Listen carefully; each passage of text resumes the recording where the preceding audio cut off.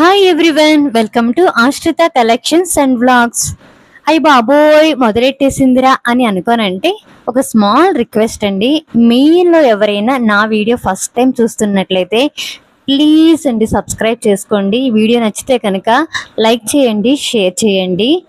కూటి కోసం కోటి విద్యలు అంటారు కదా, తప్పడం లేదు. ఇంకా ఈరోజు మనం చేస్తున్న రెసిపీ అయితే మసాలా చాట్. స్ట్రీట్ స్టైల్ మోడల్లో పానీపూరి బండి దగ్గర మనం పానీపూరి ఎంత ఇష్టంగా తింటామో అట్లాగే ఈ మసాలా చాట్ కూడా చాలా మంది ఇష్టంగా తినేవాళ్ళు ఉంటారు. నేనైతే కంపల్సరిగా పానీపూరి తర్వాత ఇదైతే తింటానండి. ఇంకా అది మనం ఇంట్లో ఈజీగా ఎలా చేసుకోవచ్చో చూసేద్దాం. దానికోసం నేనైతే ఒక కప్పు బఠానీలు తీసుకొని ఒక 2 గంటల పాటు నానబెట్టాను. నానబెట్టడం వల్ల మనకు త్వరగా ఉడుకుతుంది. ఇంకా దీనిలోకి ఒక పెద్ద బంగాళదుంప చిక్కు తీసుకొని ముక్కలు కూడా వేసుకొని నేనైతే కుక్కర్లో పెట్టాను 3 విజిల్స్ వచ్చే వరకు.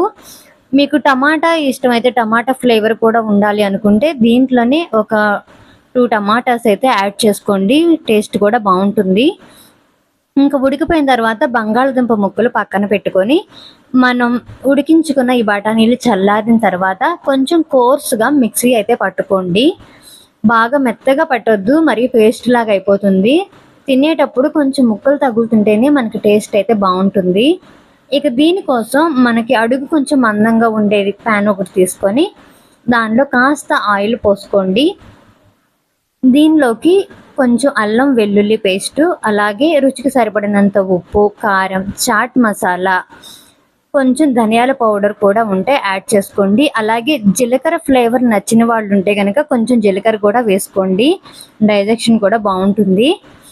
ఇంక ఇవన్నీ వేగిన తర్వాత మనం ఆల్రెడీ మిక్సీ పట్టి ఉంచుకున్న ఈ బఠానీలు అయితే దీంట్లోకి యాడ్ చేసుకోవాలి.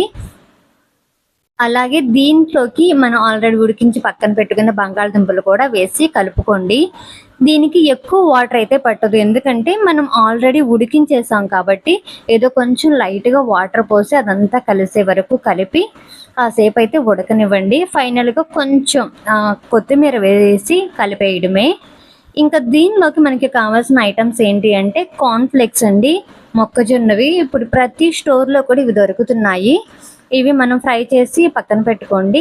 ఇక మనం ఆల్రెడీ ప్రిపేర్ చేసుకున్న చాట్ని ఒక బౌల్లోకి వేసుకొని కొంచెం లెమన్ జ్యూస్ పిండుకొని దాన్ని అయితే ముందు కలుపుకోవాలి. పులుపు అనేది తగిలినప్పుడే టేస్ట్ బాగుంటుంది. అది కలుపుకున్న తర్వాత ఈ కార్న్ఫ్లేక్స్ ఉన్నాయి కదా, అవి కొంచెం స్మాష్ చేసి క్రష్ చేసి దాని మీద పైన వేసుకోండి. ఇప్పుడు దీంట్లోకి కట్ చేసి పెట్టుకున్న ఆనియన్ పీసెస్ అలాగే కొంచెం కొత్తిమీర వేసి గార్నిష్ చేసుకోండి. నచ్చితే టమాటాలు, వేయించిన పల్లీలు కూడా వేసుకోవచ్చు, అవి ఇంకా టేస్ట్ బాగుంటుంది. ఇక్కడ నేనైతే పల్లీలు వేయలేదు, అలాగే టమాటా కూడా యాడ్ చేయలేదు. వీడియో ఎలా అనిపించిందో కామెంట్ చేయండి. Thanks for watching and by by. Next వీడియోలో కలుద్దాం ఇంకొక రెసిపీతో.